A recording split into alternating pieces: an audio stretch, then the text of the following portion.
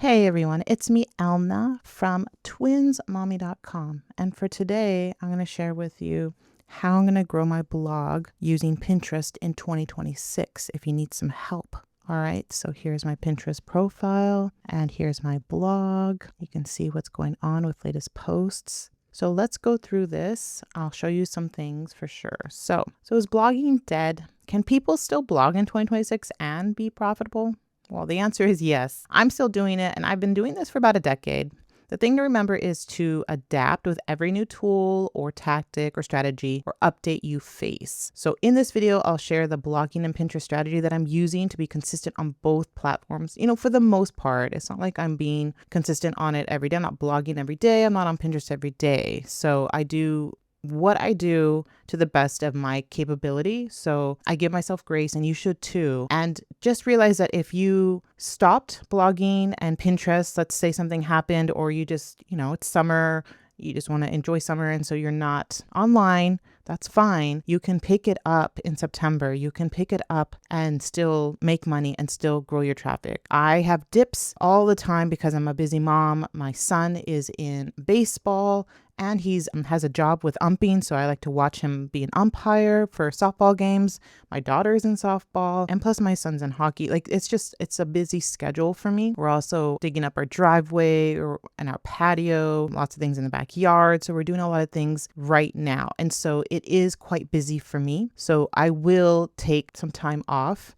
But I've been fortunate to have sort of this system in place. So I want to share some of that with you. Right now, let's just quickly look. I just took these screenshots right now before this video of my Twins Mommy Analytics or traffic here in Google Analytics. Right now, it's at 24,000 views.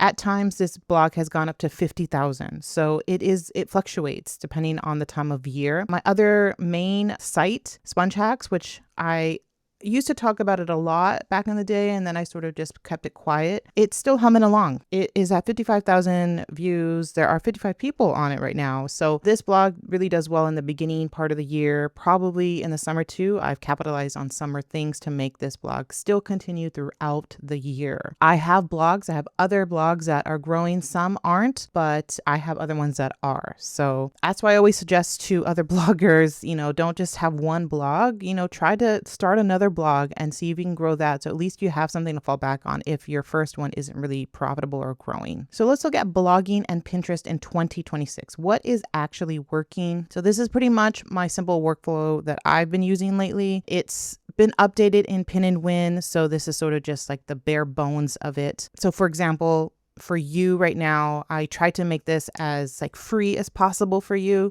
So you can use something like Pinterest Trends to find your blog post ideas. I want you to go to Pinterest Trends, and see what, based on your profile, if you've had a Pinterest profile for at least a year, Pinterest should know what your blog is about and should give you the content ideas to help you with your blog. So for example, the crochet pet accessories look so cute. Look at the cat. I think that's adorable. I don't know if I would blog about pet stuff, but I have in the past blogged about crochet stuff. So you can see here on my blog right here, 7 beautiful crochet flower patterns. So this was more for spring. So I have that, and I have step-by-step on how to do each one. So I created this post based on Pinterest analytics. So now it's telling me if I want to build a silo of crochet patterns and things, I could dive into that. There's also clay calendars. So again, I've done clay crafts and ideas. Here's another one that I can do. So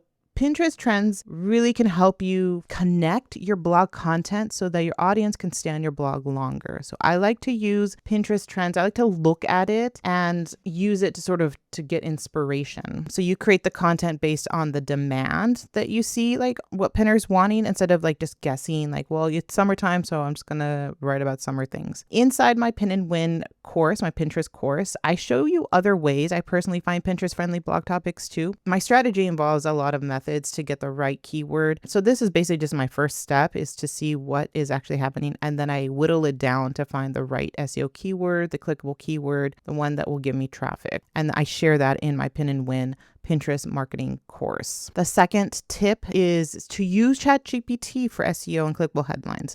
This is what I've been doing lately. I like it. So once you have your topic, I like to use something like ChatGPT to help me like brainstorm some ideas. So what was the crochet? Let's just go with the crochet pet accessories. So I just have crochet accessories, crochet pet dog patterns. So we can do something like that. So I'll go to ChatGPT, or you can use whatever. You can use Claude. If you're into Claude, use Claude. It's the same thing. And just say, give me SEO and clickable Pinterest titles for the topic. It was pet dog. Was it pet dog accessories? Crochet dog patterns. Crochet dog patterns. Okay, so it's going to give me like a bunch of these. I don't even have to tell them. I don't have to tell AI, give me 10. Like it'll just spew out a whole bunch. And then I can just pick and choose which ones I like. It gives me some list posts here, some not. So I can see like tiny crochet dog patterns for scrap yarn projects. That's kind of interesting because I do have a post about fabric scraps. So then this coincides with people that are just trying to use things with the scraps that they have. So that looks eye-catching to me.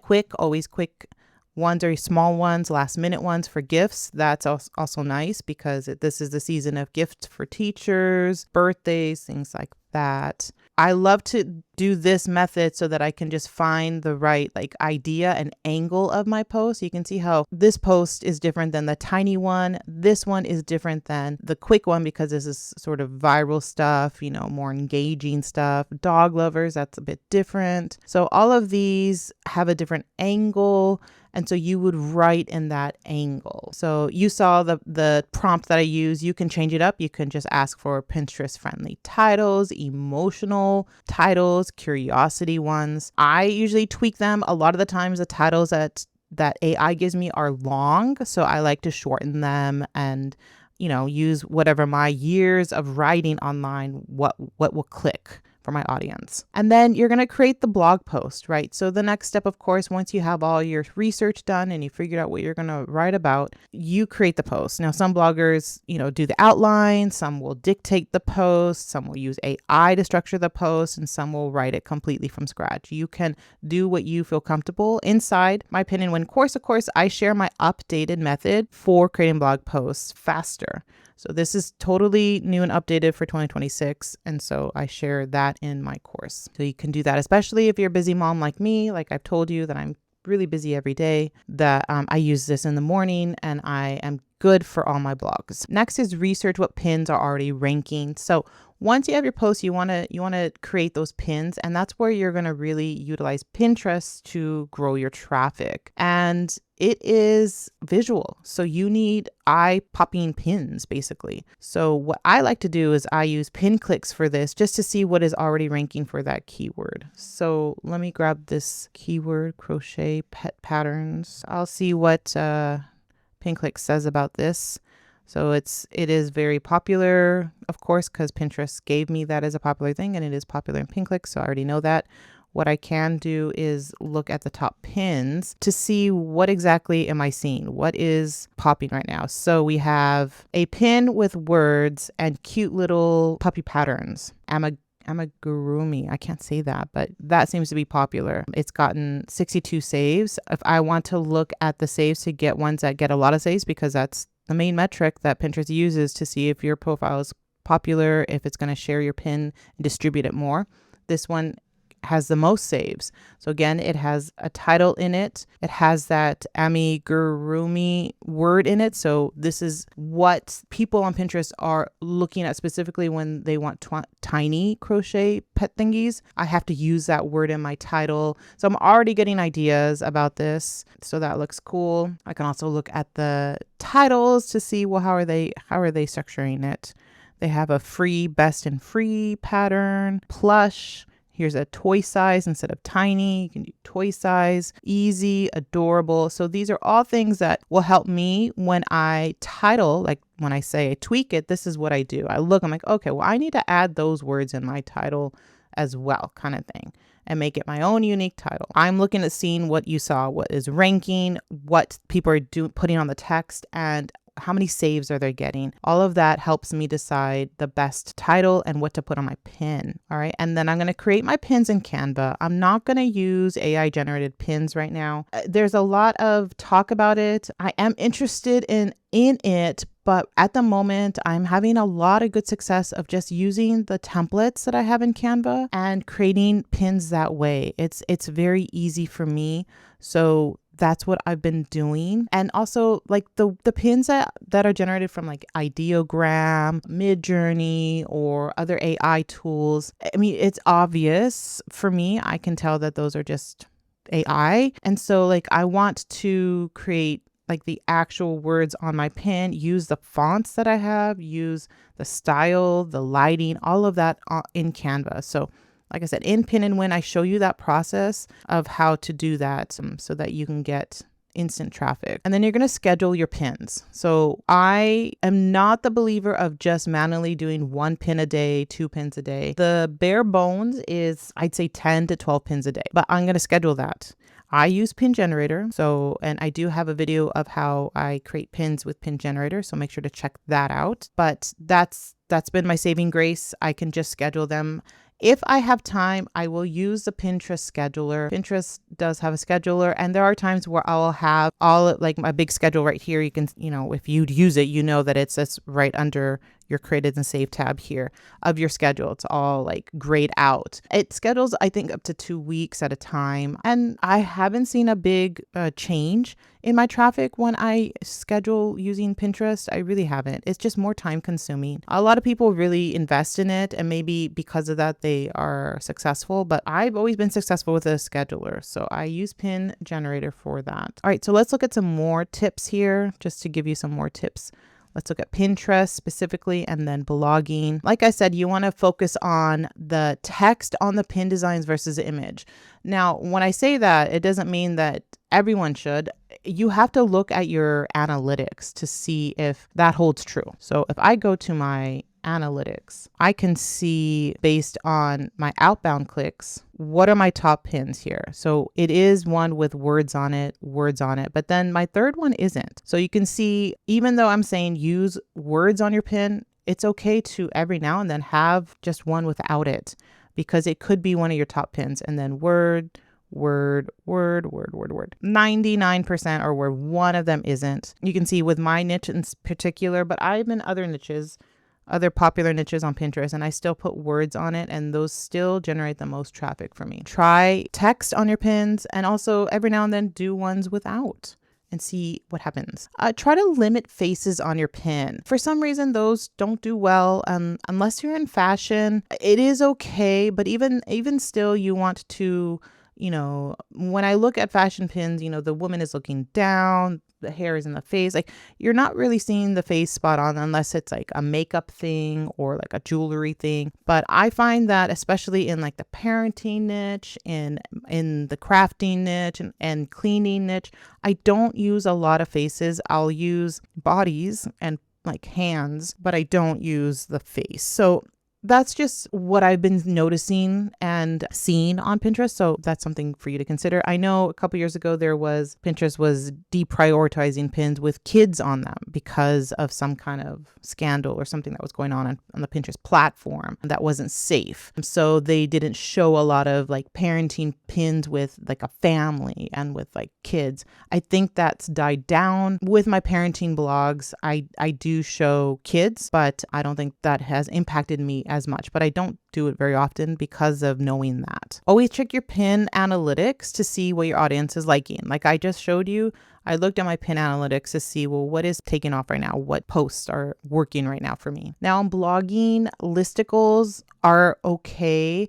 I know I have a video of how listicles are dead, and I think that has finished that whole debacle of ad platforms not liking listicles. I'm still doing listicles, so I'm okay with that, but I am trying to work on how-to posts. I just don't do them very often. And if possible, try to write the seasonal content.